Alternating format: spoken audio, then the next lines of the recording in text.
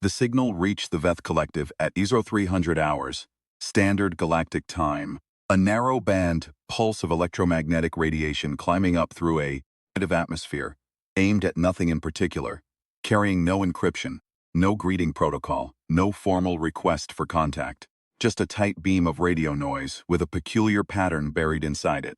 Prime numbers, repeating, with intervals that no stellar process had ever been known to produce. The collective's response took 11 months. That was how long it took their nearest observation platform to reorient its sensors, confirm the signal wasn't a natural anomaly, cross-reference it against their catalog of seeded worlds, locate the origin planet in their records, a small rocky sphere in a single star system, at the fringe of a minor arm, and dispatch a preliminary survey vessel. When the survey vessel arrived, the humans had been in space for exactly 4 years. They were, by collective standards, barely ambulatory, stone tools to orbital insertion in a geological eye blink. Their first satellite was aluminum foil and ambition. First spacewalk was conducted in a suit that leaked. Their moon landing, a single dusty rock, orbiting a single medium-sized planet, had been celebrated with the kind of noise they apparently made when they were pleased, which the collective's acoustic analyst described as chaotic, sustained, and physiologically inexplicable. The survey vessel's captain, a Veth named Orthsal, filed a report that used the phrase developmentally premature 14 times in 6 pages. The collective's policy on premature civilizations was well established. Observe, catalog, do not interfere, turn in 200 standard years to reassess. What happened instead was Veth Admiral Keshan Vor. Keshan Vor had not risen to command a battle fleet by following policy. She had risen by being correct when policy was wrong, and policy, in her view, was wrong about the humans. The collective's xenobiologist classified them as Category 3, tool-using, conceptually abstract, capable of rudimentary cooperation, likely to self-destruct before achieving true interstellar reach. The classification implied patience. Let them burn their planet, seed the survivors, wait for the next cycle. Keshan Vor read the survey report and saw something the xenobiologists had chosen to ignore. The humans had gone from first radio transmission to first lunar landing in 66 of their years. Collective's own history recorded that same developmental leap taking, on average, 400 years. The fastest any known species had ever achieved it was 112 years, and that species, the Dreth of the 7th cluster, was now the collective's most formidable military ally. She presented her case to the collective council. They were unimpressed. Category 3 worlds were common.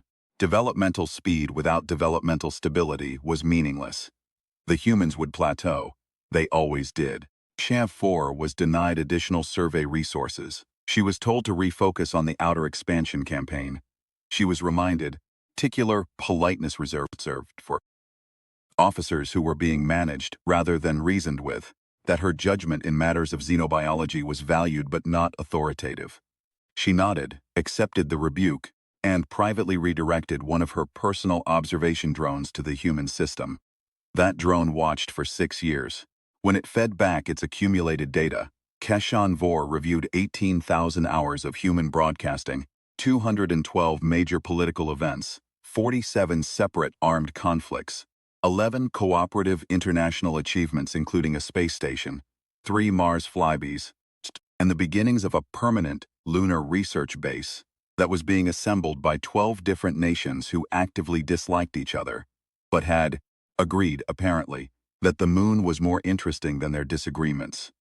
She filed a second report. The council classified it as supplementary. She filed a third. The third report contained a single appendix, a mathematical projection. If the humans maintained their current developmental trajectory, not accelerated it, simply maintained it, they would achieve reliable interstellar propulsion within 140 standard years. They would enter collective space within 160.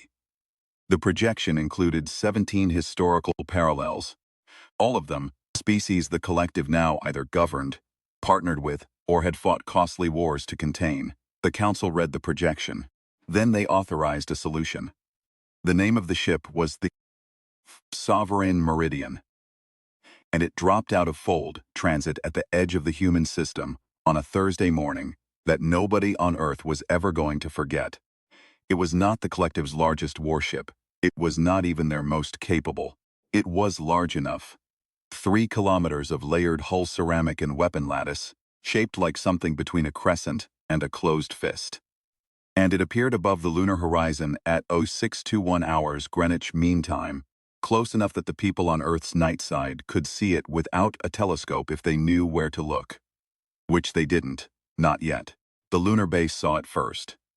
Dr. Elena Vasquez was the space commander on that rotation. 12 months into an 18-month posting, she was in the middle of breakfast.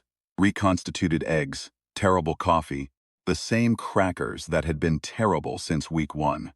When the external sensor array tripped an alert that her display board had never been programmed to show, she stared at it for 4 seconds. Then she put down her coffee and went to the main observation window and looked up. She's perception. Sovereign Meridian.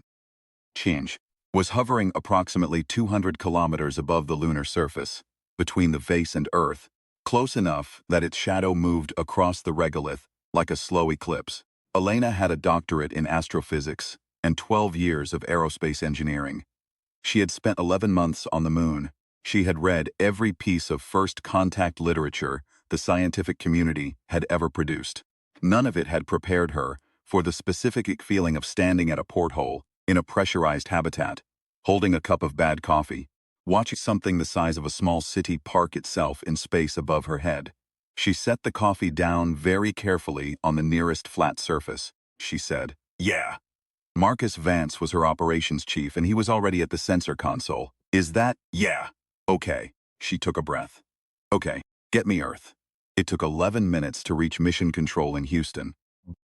Because the relay satellite that handled their primary communications was currently on the wrong side of the moon, and by the time they had an open channel, half of Earth's space monitoring networks had already tracked the Sovereign Meridian.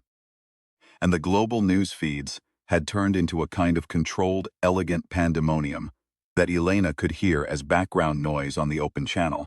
Not the words, just the tone of it, the whole planet making a particular sound. "We see it," Houston said. "Elena, we need a status." "We're fine," she said. "It's just sitting there. Just sitting there. For now." Sovereign Meridian sat there for 72 hours. It did not respond to radio transmissions. It did not launch any vessels. It did not move. It simply was the patient patience of a species that measured time in centuries. While the humans below it had 17 emergency summits, dissolved 2 international coalitions, formed 3 new ones, launched 8 surveillance satellites, and argued with magnificent ferocity about what to do next. On the 73rd hour, the Sovereign Meridian spoke. The transmission came in a format that Earth's linguists needed 4 days to parse, and then another 3 days to believe what they'd parsed. The Veth did not introduce themselves. They did not offer greetings. They transmitted, in a frequency-shifting signal that encoded both mathematical syntax and phonological data simultaneously, the following. "This system is under observation by the Veth Collective. Development assessment complete. Classification upheld. Category 3. Continued development beyond current orbital threshold is not permitted. Compliance is advised." The message repeated on a 12-hour cycle. Elena read the translation on her tablet, standing at the observation window, watching the ship that was the size of a city hover above her moon, and she thought about the word. "A long time." "They're drawing a line," Vance said. "Yup, at what?" "The moon." "At anything past the moon." She set the tablet down. "They watched us get here. They watched us build this." She gestured at the base around them, 12 interconnected modules, 214 people from 19 countries. The furthest permanent human settlement in history. They decided the correct response was to tell us to stop. Huh. Vance chewed on that. He was a man who thought by moving, and he was currently pacing a tight circle behind the sensor console. "That's arrogant." "I was thinking the same word. What do we do?" Elena looked at the Sovereign Meridian. It hung there, patient and enormous, absolutely certain of its own authority. "We think," she said, "and then we do what humans do. humans did, initially, was argue this was not a deviation from form, it was the form. The United Nations Security Council convened an emergency session and produced 3 competing resolution drafts within the first 6 hours. The major space agencies coordinated and disagreed simultaneously. Military advisors in a dozen countries produced assessments that ranged from immediate compliance is the only rational response to we need to know if they can be hurt before we decide anything else. Philosophers wrote essays, priests held services, teenagers made memes. Elena watched all of it from the moon, because the sovereign meridian hadn't moved, and her orders were to maintain position and continue observing. She also quietly started thinking about Power X. That was what the engineers at the base called it. Not after the old Jules Verne adaptation she'd seen in her grandmother's archive, though the parallel amused her, but because the lunar base had spent the last 4 years developing a compact nuclear pulse propulsion system that, kilogram of fuel, more powerful than anything humanity had ever built. The project was called Pulse X on the official documents. The engineers called it Power X because engineers were, in Elena's experience, reliably sentimental about old science fiction. Power X had been designed for a Mars mission. A crewed Mars mission, with a transit time of 6 weeks instead of 6 months, with enough delta V to get there, stop, work for a year, and come back. It was the most ambitious propulsion project in human history. It was sitting in the CES manufacturing bay in pieces, 40% assembled, because funding had been cut and reassigned 3 times in the past 18 months. Elena sat with her tablet and a cup of terrible coffee and looked at the sovereign meridian, and looked at the Power X assembly bay, and had a thought that she was fairly certain was either brilliant or catastrophically stupid. She went to find Dr. Yuki Tanaka. Tanaka was Power X's chief engineer, a small, precise woman from Osaka, who had come to the moon because she believed, with the confident certainty of someone who has done the math 300 times, that humanity's future was in the outer solar system. She was 41 years old, and she had been angry about the funding cuts for 18 months, and she was currently sitting in the engineering bay, running stress simulations on a propulsion manifold when Elena found her. "I need a timeline," Elena said. Tanaka looked up. She had the look of someone who already knew what she was about to be asked. "For what?" "Power X. Assembled, fully fueled. How long you want to launch?" "I want the option to launch." Tanaka set down her tablet. She looked at the half-assembled drive system in the bay behind her. The magnetic coils wrapped in ceramic insulation, the reaction chamber, the fuel lines waiting to be connected. 70 days, she said. "If I pull everyone off everything else." "You have 70 days, Elena said. "And if they stop us?" Elena thought about the sovereign meridian. She thought about the 12-hour cycle message that still repeated, every 12 hours, the patient certainty of something that had never been told no by anything it considered worth listening to. "Then we'll have learned something useful," she said. Either way, they were not subtle about it. Elena made a decision early that subtlety was a luxury they couldn't afford, and possibly a mistake even if they could. Free-frame. Sovereign Meridian was almost certainly monitoring everything that happened on the base. If she tried to hide the semi-assembly work and failed, it would look like aggression by deception. If she didn't hide it and the Veth intervened, she'd know what kind of adversary they were dealing with.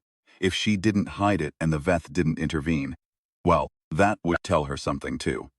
She filed full assembly reports with Earth, copies to all 9 of the international oversight bodies that technically had jurisdiction over the base's operations, and she routed the reports on the standard frequency that had been their primary communications channel since the base opened.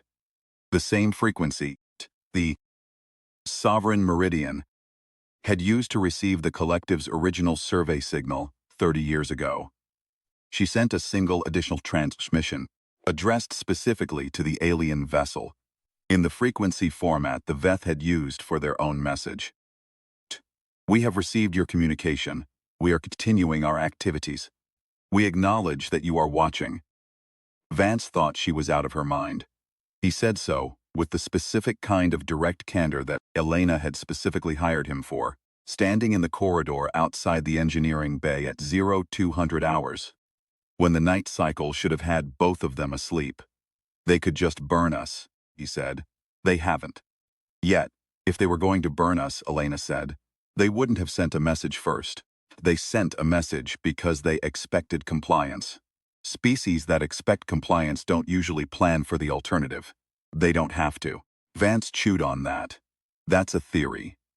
It's the only theory that doesn't end with us sitting here doing nothing while they decide the future for us. What if you're wrong?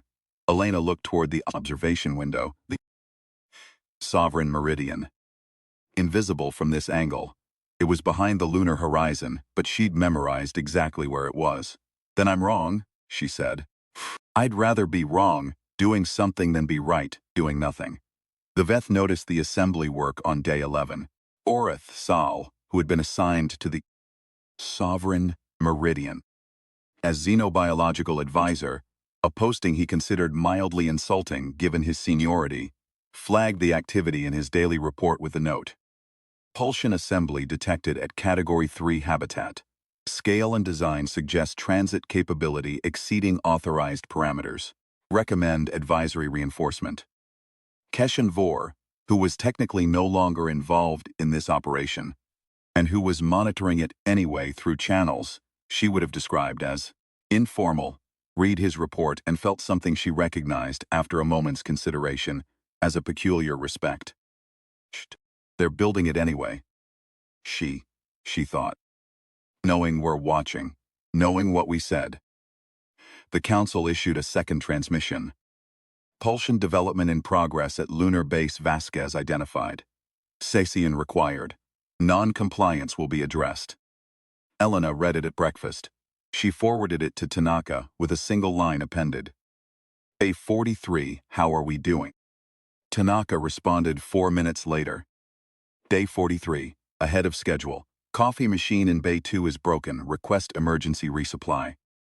Aina sent back. Denied. Keep building. The first intervention came on day 51.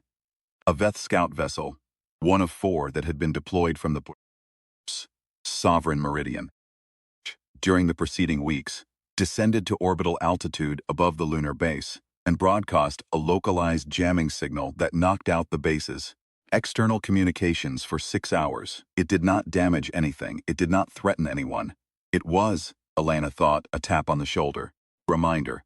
She documented it, transmitted a full report to Earth the moment communications restored, and told Tanaka to keep going. The second intervention came in day 58. The same scout vessel descended further, hovering at 60 kilometers above the surface, close enough that it was visible from the base's observation windows as a bright speck in the black point of light that didn't move and didn't belong. Elena stood at the window and looked at it for a long time. It's trying to be intimidating, Vance said beside her. It is intimidating, Elena said. Yeah, but it's still just hovering. Still just hovering, she agreed. Day 59 tomorrow. How many days left? 12. Vance was quiet for a moment. What happens when we're done? Elena thought about that. She thought about the drive system in the assembly bay.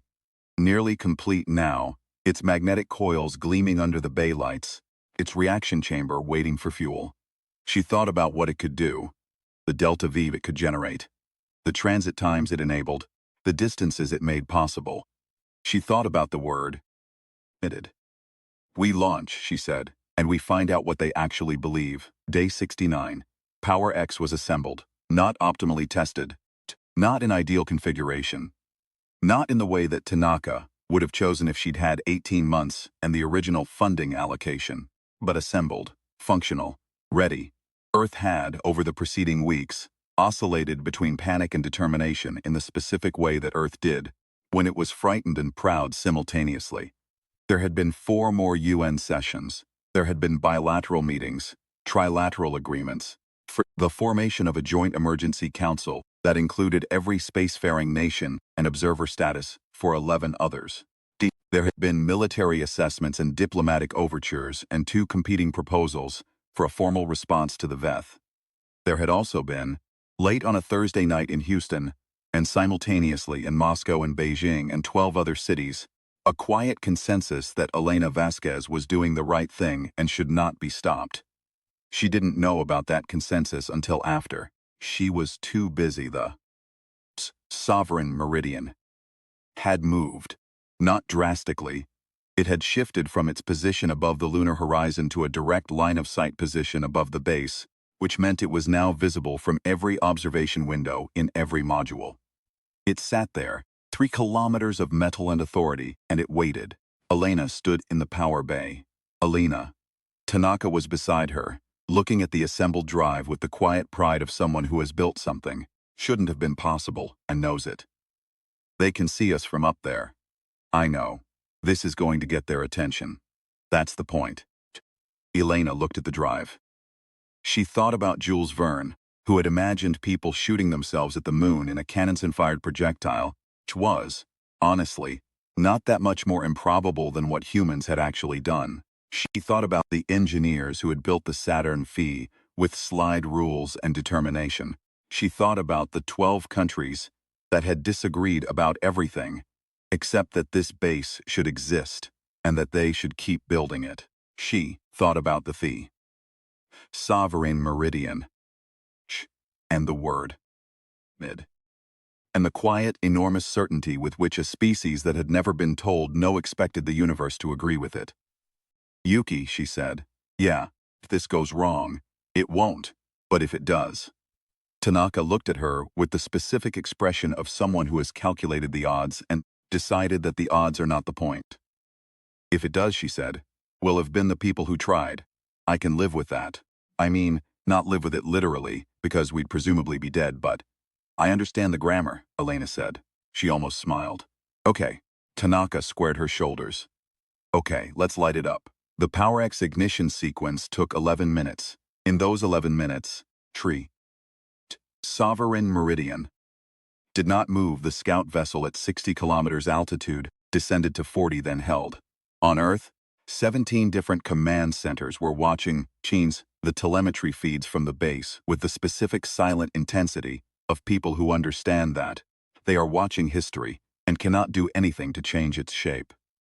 Vance ran the launch countdown from the operations center, his voice steady and professional, reading the numbers down with the flat calm of a man who had decided that calm was the most useful thing he could offer. At T-minus 90 seconds, sovereign meridian transmitted. The transmission came in the same format as the previous two. Frequency shifting, mathematically encoded, phonologically overlaid. And the base's translation system, which had been updated and refined over 70 days of practice, rendered it in approximately 4 seconds. Launch activity identified. Final advisement, cessation. Non-compliance will result in permanent cessation of this installation. Elena read it on Vance's console. Permanent cessation, Vance said. I heard it. They're threatening the base. I heard that too. T-minus 60 seconds. Elena looked at the transmission on the screen. She looked at the countdown. She looked at Tanaka across the bay, who was watching the drive readouts with total concentration. She thought about what the collective had said in their very first message. Continued development beyond current orbital threshold is not permitted. She had thought about that phrase for 70 days. Not the threat in it, the assumption behind it, the assumption that permission was theirs to grant. That the correct order of things was, Veth Collective decides, lesser civilizations comply. That a species that had been watching the stars for 30 years from a base that leaked in 3 places, that had built a drive system in 70 days on inadequate funding and broken coffee machines, that had sent people to a rock in space, and kept them alive there out of stubbornness and collective will. That species needed permission to further. T-minus 30 seconds. Marcus, she said. Yeah, keep the countdown. He kept the countdown. At T-minus 0, PowerX ignited. It was not, from the outside, a dramatic thing to watch. The drive fired in controlled pulses. That was the physics of it. The nuclear pulse principle. Bursts of energy shaped and channeled through the magnetic coils into directional thrust. The test vehicle, a modified cargo transport with a full sensor package and a small crew of 4 volunteer pilots, rose from the launch cradle in the measured, deliberate way that well-engineered things move. Not fast, not flashy, but committed. The scout vessel descended to 20 kilometers.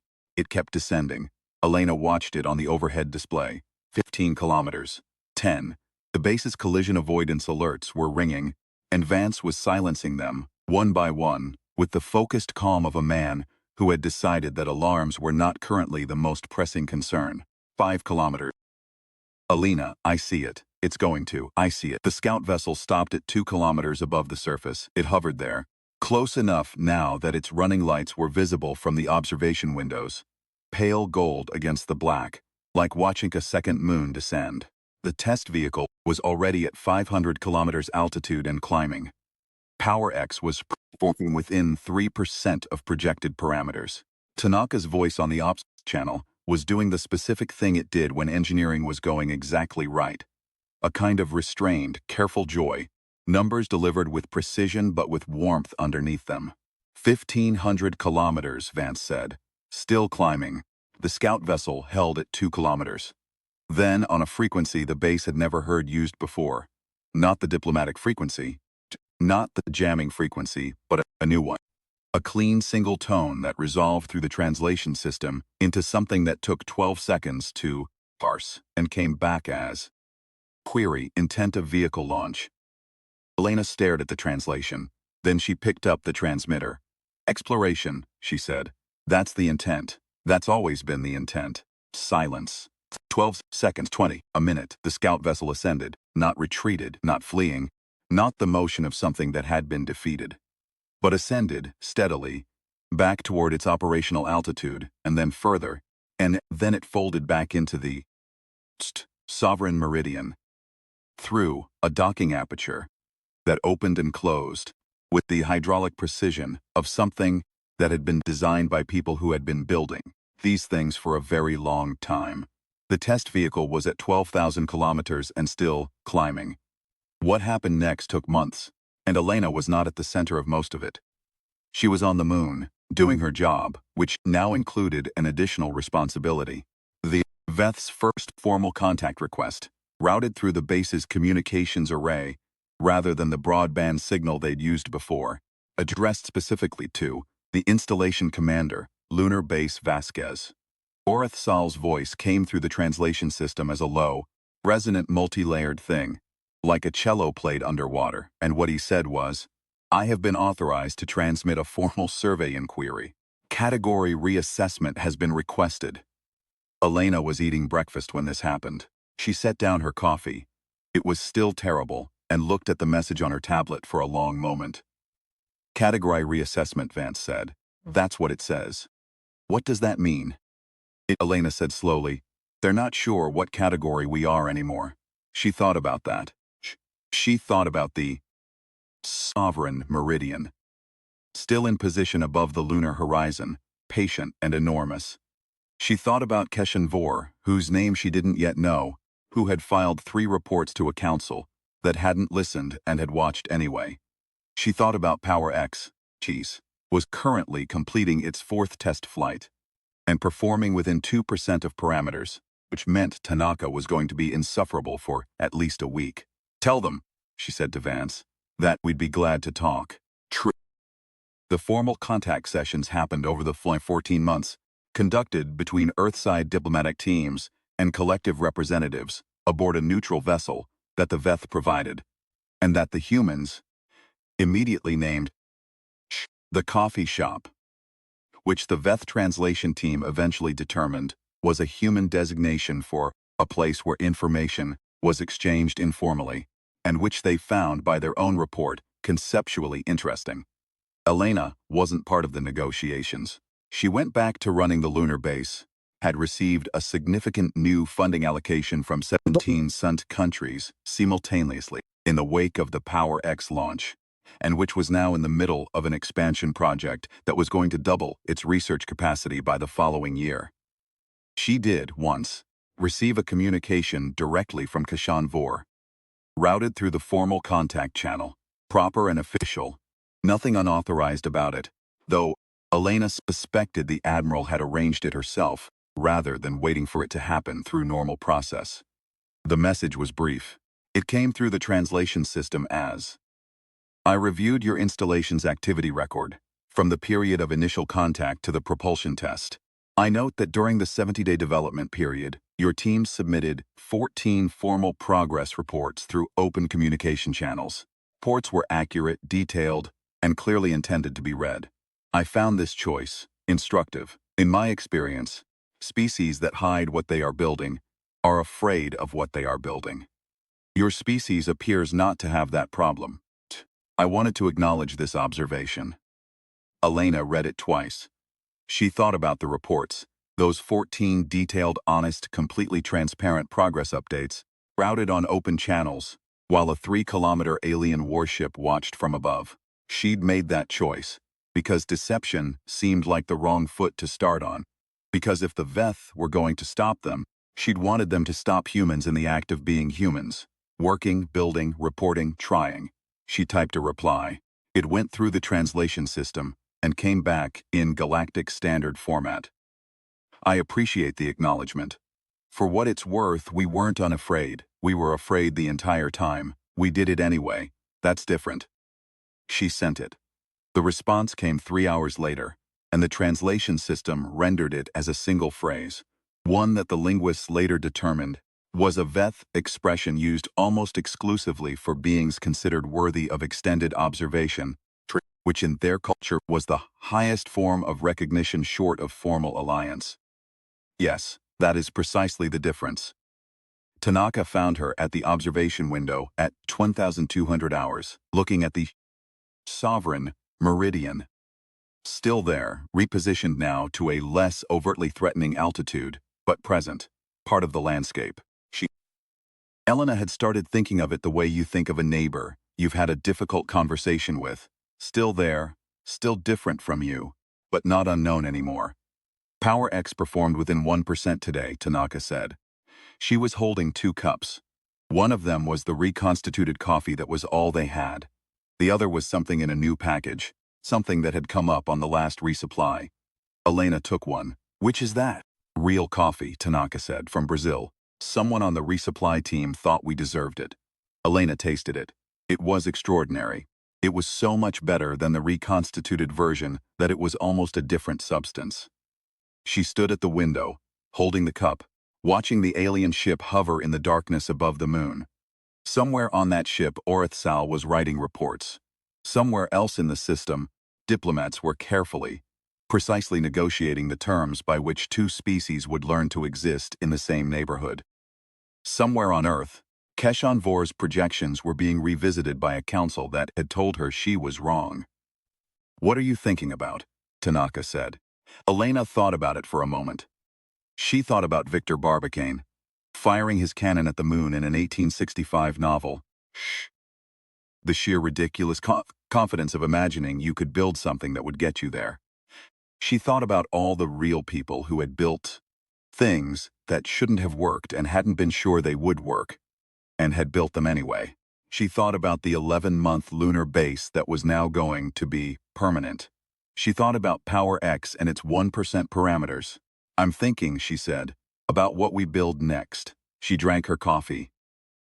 Sovereign meridian. Reflected a thin edge of sunlight off its hull, golden cold. 3 kilometers of alien certainty that had come to draw a line and found, instead, humans who had treated the line as a data point. Tanaka leaned against the window beside her. Outside, the lunar surface was silver, and still and immense, scarred with craters that recorded 2 billion years of history, and on it, spread across 3 kilometers of regolith and 2 decades of stubbornness, was a base that hadn't been supposed to last this long, funded by nations that hadn't been supposed to agree, built by people who had been afraid every single day and had done it anyway. I've been thinking about Mars, Tanaka said. I know you have. Power X can do the transit in 6 weeks. You've told me. 5.5. The new configuration. Alana smiled. Outside the universe waited. It was very large and humans were very new to it. And there were civilizations out there that had been crossing it for longer than humanity had been using fire. And they had watched and measured and classified. And they had drawn a line and said, not permitted. And humans had looked at the line and looked at each other and looked at the stars and built something new in 70 days with bad coffee and inadequate funding and launched it and said, exploration, that's always been the intent. 5.5 weeks, Elena said. Yeah, then we'd better get started. She finished her coffee. It was still warm, still extraordinary, still so much better than it had any right to be given where they were and what surrounded them. She set the cup down on the windowsill and turned away from the alien ship and the alien dark and went back to work.